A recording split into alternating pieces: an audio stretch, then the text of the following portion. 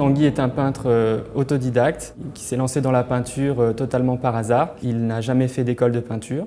Il se lance, il rejoint le groupe surréaliste en se liant d'amitié tout d'abord avec André Breton, qui devient son mentor, et il développe tout d'abord une peinture figurative qu'il abandonnera et se lance ensuite dans ses paysages, dans ce monde intérieur, à la fois monde sous-marin, paysage lunaire.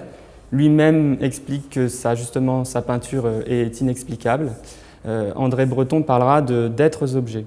On ne sait pas d'où vient la lumière, elle vient éclairer donc ces êtres objets, ces formes énigmatiques, sorte de concrétion, de matière organique. Dans tous ces tableaux, Tanguy donne vie à ces êtres objets en jouant sur la matière. Ils sont assez figés, comme si on était sur le sol lunaire et qu'il n'y avait aucun mouvement. Et Tanguy essaie justement de donner vie, de donner du sens et du corps en jouant sur des effets de matière entre des êtres objets qui ressemblent à des lames de couteau, à d'autres qui viennent percer le ciel, un ciel d'orage comme s'il allait pleuvoir, neiger, grêler, et d'autres qui sont beaucoup plus lisses, beaucoup plus organiques, à la différence de certains qui ressemblent à du marbre ou à de la pierre.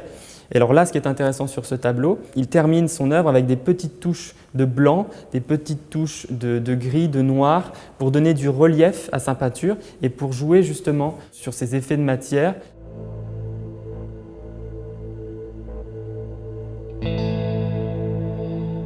Yves Tanguy quitte l'Europe, qui est en guerre. Il est réformé, il ne sera pas mobilisé puisqu'il a 40 ans en 1940. Et surtout, il retrouve à New York Kay Sage, sa future épouse, qu'il a rencontrée à Paris.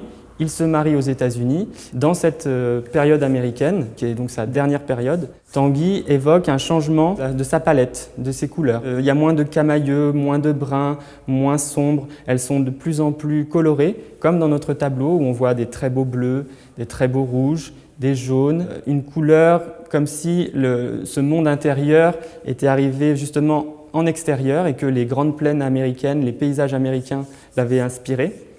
Certains auteurs parlent justement d'une influence des peuples amérindiens dans ces êtres-objets qui prennent une dimension presque comme des monuments, qui font référence aux mâts totémiques des peuples amérindiens, comme des Aïdas par exemple de Colombie-Britannique.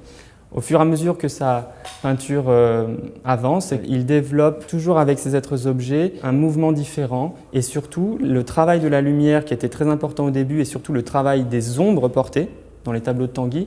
Il s'attache plus d'ailleurs à l'ombre projetée qu'au sujet, cette ombre qui est impalpable par nature mais qui donne la réalité au monde qui est présenté et à ces objets. Cette ombre commence à disparaître plus ces êtres-objets prennent de la place. Le premier plan en est envahi, comme dans le tableau que l'on va présenter, qui est une œuvre vraiment de la fin de la carrière d'Yves Tanguy.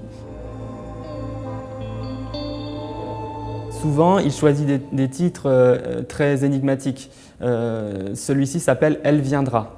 On se demande qui viendra. Il n'y a pas de précision quant au sujet, mais on devine en tout cas dans le fond une lumière et on se demande si un personnage ou un être-objet va émerger, mais on ne sait pas qui viendra et c'est, je pense, ce que voulait Tanguy, c'est qu'on ne sache pas toute son œuvre et qu'elle reste mystérieuse jusqu'au bout. Ce qui est intéressant dans cette œuvre, c'est qu'elle a une provenance irréprochable. Elle provient de la collection Jehan Mayou, Marie-Louise et Jehan Mayou, qui sont des amis intimes et de longue date du peintre.